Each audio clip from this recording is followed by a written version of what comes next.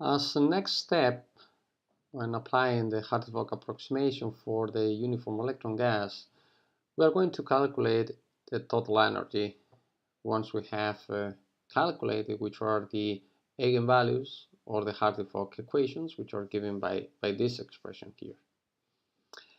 It's important to remark that the total energy of the system is not just the summation over all the occupied states, the summation of the energies of all the occupied states. The occupied states are those k vector wave vectors that are lower than kf, and this 2 here is coming from the double occupancy of each k vector because of the spin degeneracy we have.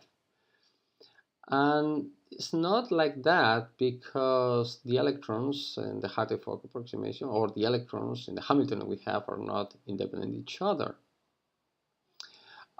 because of the exchange term. So how we are going to calculate the total energy of the system? In order to calculate that, what we have to do is we have to go to the expression we have for the average Hamiltonian considering the wave function we have calculated within the Hartree-Fock approximation, which basically are plane waves.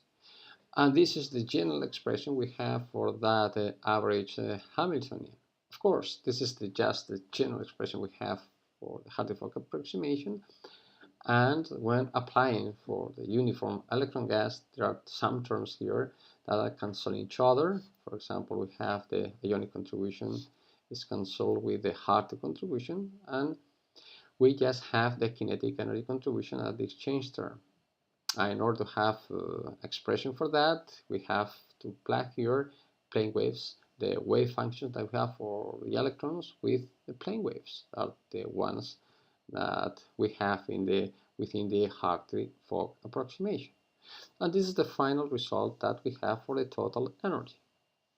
Of course, it's interesting to say that if you compare that with the expression that we have when you just sum all the energies of all the occupied states, we have that here, this expression here, the contribution you have for the exchange, which is all of this, is just the double that you have from when you compare with the real expression, with the actual expression, which is this one. That's because doing this one, you are double counting the exchange contribution. That's important to think. It's important to have it clear. So in order to have a more clear expression for the total energy, we have to do this summation over these k states here. In order to do that, it's important to go from this summation here to integrals. And we know how to do that. The integral over this function is not easy, it's quite tricky, but you can do that. And once it's done, the final result we have for the total energy is given by this expression, where here the energy per electron, as I said before, this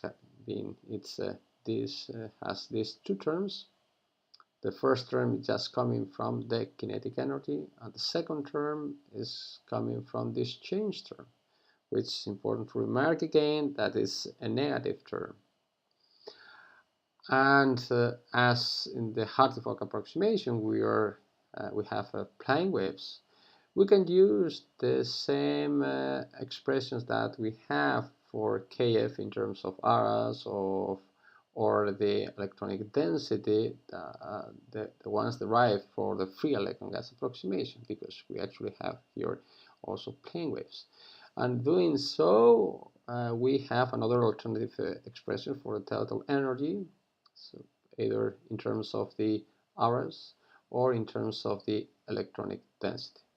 Thus, we are getting, this is the expression that we have for total energy within the Hartree-Fock approximation for the uniform electron gas. And going beyond that, going beyond the Hartree-Fock approximation is not easy at all. You can use different kind of approximations. For example, long ago it was used, the diagrammatic approximation, to have the exact leading terms in the high density limit which basically means are slower than 1. And that was the result was obtained up to linear terms in RS. As you can see here, the first two terms are the same as the ones we have within the Hartree-Fock approximation, and besides that you have two additional terms here. And actually these two terms, these terms going beyond the Hartree-Fock approximation, they are called correlation energy. And actually the term correlation sometimes is quite confusing, because when doing the Hartree-Fock approximation, we're also including some kind of correlation. And actually we'll talk about this later.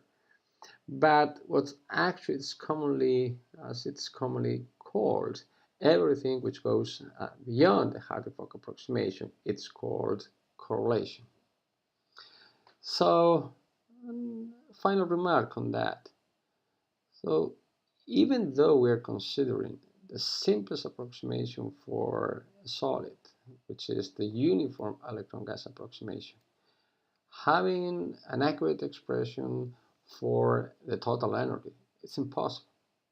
There is no final accurate expression for the total energy. Everything relies on approximation. We derive the Hartree-Fock approximation. We can go even beyond that, but everything is going to rely on approximation. That always happens when we have a realistic system or a many-body system. We have everything relies on some kind of approximation.